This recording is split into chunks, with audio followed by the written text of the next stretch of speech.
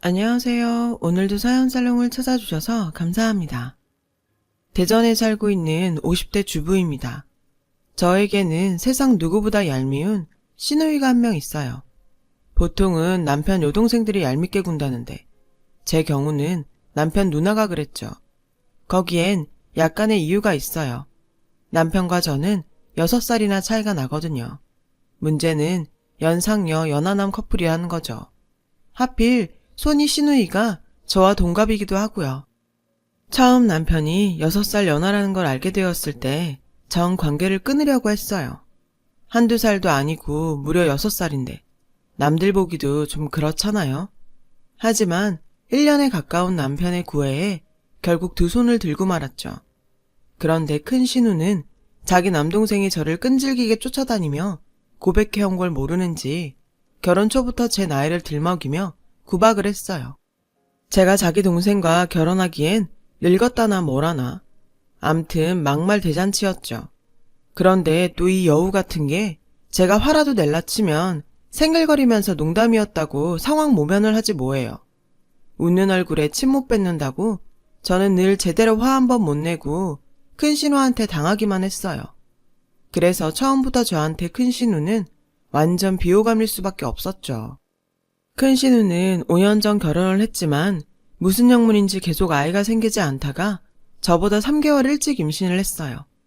그래서 저희는 같은 해에 임신 기간을 보냈고 같은 해에 출산을 하게 되었죠. 반갑지 않은 이런 우연 때문에 저는 솔직히 좀 피해를 본 감이 있어요. 임신했다고 어찌나 유난을 떨던지. 큰 신우 때문에 저는 시댁에서 제대로 대접도 받지 못했고 막달이 되어 출산을 앞뒀을 땐 큰 신우가 먼저 출산을 해서 정신없는 육아에 시부모까지 동원되는 바람에 저는 제대로 축하도 받지 못했거든요. 당연히 서운했죠. 저도 사람인데 왜 안 그렇겠어요. 그런데 본격적으로 감정에 고립해인 건 제가 딸아이를 출산하면서부터예요. 요즘 세상에 누가 아들, 딸을 구별하나요? 그런데 큰 신우는 자기는 아들을 낳았다고 그렇게 유세를 떠는 거예요. 처음엔 저러다 말겠지 싶어서 참고 넘기려고 했는데 이게 끝도 없는 거예요. 옳게 그래도 아들은 하나 낳아야지. 우리 집 대를 끊을 셈이야? 말끝마다 아들 타령을 하며 시부모님도 하지 않는 압박을 가하지 않겠어요. 저는 그 말에 가만히 있으면 안 될 것 같아 뭐라고 말을 하려고 했는데 제 옆에 있던 남편이 먼저 나서서 큰 신우한테 한 소리 하더라고요. 요즘 누가 대의으라고 아들 타령을 해? 누난 조선시대 사람이야? 촌스럽게. 남편도 큰 신우의 행동이 꼴사나웠는지 이렇게 말을 했고 큰 신우는 남편 말에 발끈해서 소리를 쳤어요. 야, 아무리 아들 딸 구분 안 한다고 해도 너 죽으면 제사 지내줄 사람은 아들뿐이야. 딸 자식 잘 키워봤자 남의 집 제사밖에 더 지내니? 뭘 알지도 못하면서 큰 소리야. 큰 신우의 말에 어이가 없었어요. 아니, 아직 살 날이 얼마나 창창한데 벌써 제사 걱정을 한대요. 그리고 자식을 제사 지내라고 놨나요? 기가 막혀서 헛웃음이 나오더라고요. 옳게? 지금 나보고 웃었어? 제가 우는 걸 봤는지 큰 신우는 도끼 눈을 뜨고 나를 세우더라고요. 솔직히 마음 같아서는 이참에 한판 붙고 싶었지만 시부모님이 계셔서 참았어요. 그래서 딴 생각하다가 웃음이 났다고 대충 둘러대곤 얼렁뚱땅 넘어갔어요. 그날 이후 큰 신우는 본격적으로 저를 볼 때마다 은근히 아들 낳은 유세를 떨었고 제가 반응이 없자 저희 딸아이를 괴롭히기 시작했어요. 얜 지지배가 오빠한테 앉으려고 하네. 종혁이가 소영이보다 먼저 태어났으니까 앞으로는 오빠라고 해. 오빠라고 불러봐. 오빠. 주방에서 시어머니와 음식 준비를 하던 저는 큰 신우가 제 딸아이에게 자기 아들한테 오빠라고 부르라고 강요하는 걸 보고는 참을 수가 없었어요. 그래서 음식을 하다 말고 거실로 나가 큰 신우한테 한 소리를 했어요. 형님, 종혁이랑 소영이 동갑이잖아요. 근데 무슨 오빠예요. 어머머, 한 집에 동갑이 어딨어? 우리 종혁이가 3달 먼저 태어났으니까 오빠지. 그리고 올케랑 나도 동갑인데 올케는 나한테 형님이라고 하잖아. 아, 무식한 건지 막무가내인 건지 도통 말이 안 통하더라고요. 생각 같아선 그걸 지금 비유라고 하냐고 따져 묻고 싶었어요. 그런데 그 순간 시어머니가 끼어들지 뭐예요. 예, 그건 우리 큰애 말이 맞다. 옛날엔 다들 그렇게 했어. 쌍둥이도 몇 번 먼저 태어나면 형 아니니? 시어머니를 보니 내가 말을 말아야 하겠더라고요. 이런 사람들한테 내가 뭔 소리를 하겠냐 싶었거든요. 그런데 여기서 한술 더 뜨는 사람이 있었어요. 바로 저희 시아버지셨죠. 큰 신우 말처럼 은근히 대를 이을 손자를 원했던 시아버지는 첫째로 딸을 낳고 둘째 소식이 없는 저에게 본격적으로 압박을 가하기 시작했어요. 우리 집 딸은 그 집 가서 그 집 장손까지 낳았는데 우리 며느리는 좀 분발해야 하지 않겠니? 아니, 임신이 무슨 경기도 아니고 왜 경쟁을 붙이는지 이해가 안 되더라고요. 저는 기가 차서 남편을 쳐다봤어요. 사실 저희 부부는 결혼 전부터 아이는 아들, 딸 구분 없이 한 명만 낳자고 약속을 한 상태였거든요. 그래서 저는 가족들 앞에서 그 얘기를 하라고 남편한테 무언의 신호를 보냈죠. 그랬더니 남편은 지금은 아니라는 듯 고민하는 눈치였어요. 하지만 저의 계속되는 신호에 어쩔 수 없이 말을 꺼내더라고요. 저희 둘째는 갖지 않기로 했어요. 남편의 말에 시댁 식구들은 눈이 동그래져서는 금방이라도 무슨 일이 일어날 것처럼 저를 쏘아보더라고요. 말은 남편이 했는데 말이에요. 저는 따가운 시선을 받으며 말했어요. 우리가 애들을 여럿 낳아 기를 형편도 안 되고 여러 아이에게 사랑을 나눠주느니 한 명한테 몽땅 쏟아붓고 싶다고 말이죠. 그리고 그건 결혼 전부터 약속한 거라고 말이에요. 그러자 시아버지는 기다렸다는 듯이 버럭 화를 내시더라고요. 그 중요한 걸 왜 니들끼리 결정해? 저는 시아버지의 태도에 당황해서 아버님 얼굴을 보며 말했어요. 자식을 낳는 것도 키우는 것도 저희 몫인데 그럼 그 결정을 누구랑 해요? 시아버지는 제 말에 당황하셨고 순식간에 시댁 분위기는 싸늘해졌어요. 제가 여지껏 시댁 어른들 말에 토를 달아본 적이 없어서 그랬을 거예요. 하지만 그렇다고 해서 대충 알겠다고 하고 지나칠 수만은 없었어요. 제 아이에 대한 문제니까요. 그때였어요. 큰 신우는 불난 집에 기름을 붓더군요. 옳게, 지금 그 말은 내 동생이 능력이 없어서 애를 못 낳는다는 거네? 순간 시부모님은 싸늘한 눈빛으로 저를 쏘아보았고 위기의식을 느낀 남편은 저와 딸아이를 데리고 시댁을 나왔어요. 하지만 그것은 임시방편이었어요. 그놈의 아들이 뭔지 시댁의 압박은 계속되었어요. 니들 편하자고 애 하나만 낳겠다는데 나중에 소영이 혼자 외롭고 슬프다. 너희가 억만금을 남길 것도 아니잖아. 그러니까 소영이한테 유산 남겨준다 생각하고 남동생 만들어줘. 사람은 다 태어날 때 자기가 먹을 거 갖고 태어난다잖아. 걱정하지 말고 나. 시부모님은 근 2년간은 생각을 바꾸라고 저를 들들 볶으셨어요. 저도 사람이라 짜증은 났지만 그래도 한쪽 귀로 듣고 한쪽 귀로 흘려버리며 버텼더니 2년이 지나고 나서부터는 서서히 포기하는 것 같았어요. 한 사람만 빼고요. 바로 큰 신우였죠. 엊그제 엄마가 울면서 전화하셨더라. 올케가 죽어라 말을 안 들어먹어서 더는 못하시겠다고. 손주 포기하시겠대. 어쩜 사람이 그러니? 노인네들이 늙음하게 손주 한번 안아보고 싶다는데 그걸 못해줘? 올케가 시집와서 한 게 뭐 있어? 혼수를 남들처럼 해왔어. 용돈을 제대로 들여봤어. 꼴랑 기집애 하나 낳은 거밖에 없으면서.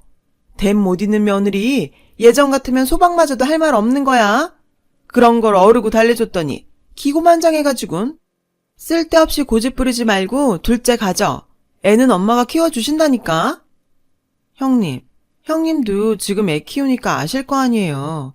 애는 낳는 것보다 키우는 게 더 중요하잖아요. 아무리 공평하게 사랑을 준다고 해도 그게 가능하겠냐고요. 둘째 낳으면 소영이 입장에선 부모 사랑 뺏기는 기분일 텐데 저 그러기 싫어요. 소영이한테 그런 상처 주기 싫다고요. 온전히 소영이한테만 사랑을 주고 싶어요. 저는 최대한 감정을 자제하며 말했어요. 솔직히 마음으로는 아들을 낳았어도 이렇게 둘째 타령을 했겠느냐. 딸 낳았다는 이유로 둘째를 강요하는 건 말도 안 된다 라고 말하고 싶었지만요. 아무튼 시간이 지나고 나니 시부모님은 손주에 대한 미련을 버리셨어요. 하지만 아버님께서는 가끔 그러셨죠. 재산을 불리면 뭐하냐, 물려줄 손주도 없는데 라고 푸념 섞인 말씀을 하시긴 하는데 그쯤이야 듣고 넘길 수 있는 수준이었죠. 그렇게 저희 부부의 계획대로 딸아이는 무남 동료로 자라 초등학교에 입학하게 되었어요. 시부모님은 같은 해 초등학교에 입학한 친손녀와 외손자에게 책가방을 선물로 사주셨고요. 그때까지는 나름 모든 게 좋았어요. 딸아이는 책가방을 멜 때마다 할머니, 할아버지 얘기를 하며 좋아했으니까요. 하지만 얼마 뒤부터 제 딸과 큰 신우의 아들은 자연스럽게 비교의 대상이 되었어요. 큰 신우가 벌인 일이었죠. 우리 종혁이 천재인가 봐. 구구단을 딱 한 번 알려줬는데 벌써 다 외웠어. 소영이는 요즘 공부 어떻게 시켜? 저는 아직 학교 공부 외에는 안 시켜요. 소영이가 노는 걸 더 좋아해서요. 어머머? 옳게 그걸 말이라고 해? 얘야 당연히 노는 걸 더 좋아하지. 공부는 엄마가 끼고 시키는 거야. 어린애가 뭘 한다고 알아서 해. 올케는 어쩜 그렇게 애 교육에 관심이 없냐? 난 올케가 소영이 학교 들어가면서 회사 그만두길래 애 교육 제대로 시키려고 그러나 보다 했는데 뭐야? 그냥 놀고 먹을 생각이었어? 올케는 참 편하게 산다. 저는 큰 신우 말에 기분이 상했지만 말 꺼내봐야 기분만 상할 것 같아 참았어요. 사실 저는 아이를 돌봄교실에 보내는 것도 그렇고 아이가 더 크면 함께하는 시간이 없을 것 같아서 회사를 그만둔 건데 큰 신우는 자기 입장에서만 떠들더라고요. 제 눈엔 아직 1학년인데 놀지도 못하는 조카가 더 안타까운데 말이죠. 그 후 시댁에 갈 때마다 시아버지는 제게 종혁이는 애가 공부를 스폰지처럼 빨아들이듯이 한다더라. 너도 소영이를 너무 놀게만 하지 말고 끼고 좀 가르쳐봐라. 라며 말씀을 하셨어요. 그럴 때마다 저는 아직 초등학생인데 벌써부터 공부로 스트레스를 주고 싶지 않다고 웃으면서 얘기했죠.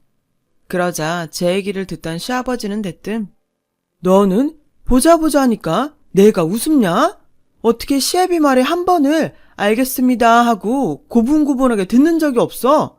어른이 말을 하면 듣고 새길 생각을 해야지 원. 결국 역정을 내시곤 안방으로 들어가 버리셨어요. 솔직히 억울했어요. 제가 알겠다고 대답할 말을 하셔야 알겠다고 하죠. 그저 제 속만 답답할 뿐이었어요.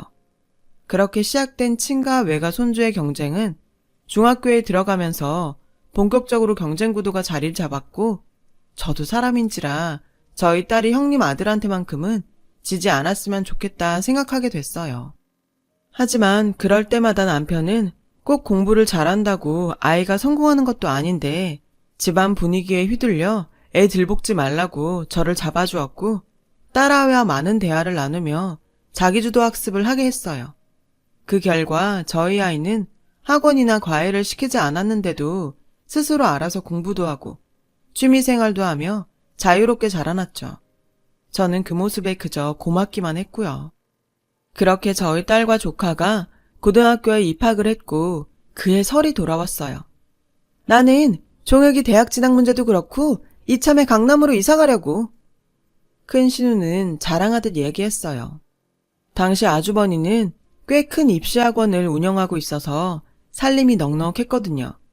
옳게 소영이 대입 준비하려면 서울로 올라와야 하지 않겠어?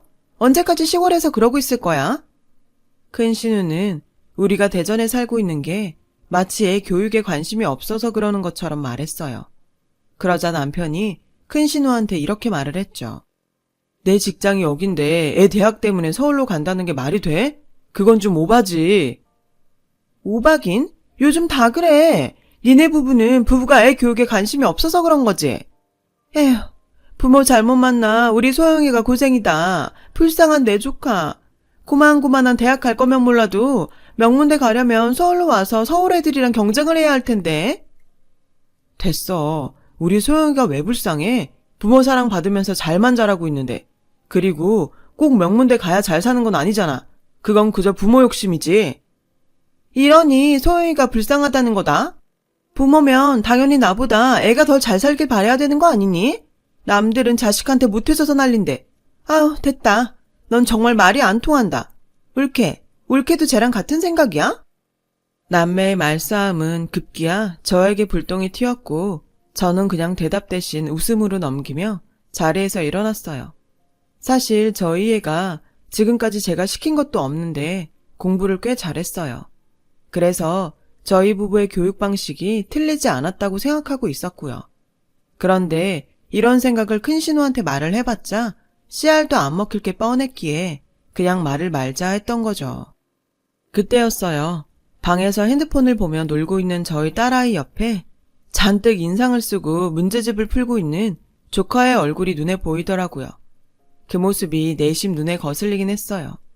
안 보면 모를까 눈앞에서 비교가 되니 걱정을 안 할 수는 없겠더라고요. 하지만 시댁에서까지 애한테 잔소리는 하지 말자고 생각했죠. 그렇게 생각하고 보니 연신 인상을 쓰고 문제집과 씨름하는 조카가 안쓰럽게 보였어요. 물어보지 않아도 큰 신우 성격에 얼마나 애한테 스트레스를 줬을지 알 것 같았죠. 그때 희한한 장면이 눈에 들어왔어요. 조카가 눈치를 살피며 가방에서 문제집을 하나 꺼내는 게 아니겠어요? 행동이 어찌나 조심스럽던지 저까지 숨죽여 몰래 그 모습을 지켜보게 되더라고요. 알고 보니 조카가 꺼낸 건 답안지였고 그걸 보고 문제집에 답을 적더라고요. 뭐 어릴 땐 당연히 그럴 수 있죠. 도둑질을 한 것도 아니니까요. 그런데 주방에서 연신 제 남편에게 명문대 노래를 부르는 큰 시누이와 몰래 답지를 베끼고 있는 조카를 보니 제가 다 안쓰럽더라고요. 그렇게 시간이 흘러 아이들이 수능을 보게 되었어요. 저도 수험생 부모라 잔뜩 긴장이 되더라고요. 저보다 훨씬 긴장한 큰 신우는 아침부터 청심환을 먹으며 한 끼도 먹지 못했다고 하더라고요. 그렇게 수능이 끝났어요. TV에서는 연신 올해 수능이 작년보다 어려웠다는 보도가 나왔어요. 저는 시험을 마치고 돌아온 딸아이에게 지금을 좀 즐기라고 했어요. 그동안 수험생이라서 참았던 것들을 실컷 해보라고 말이죠.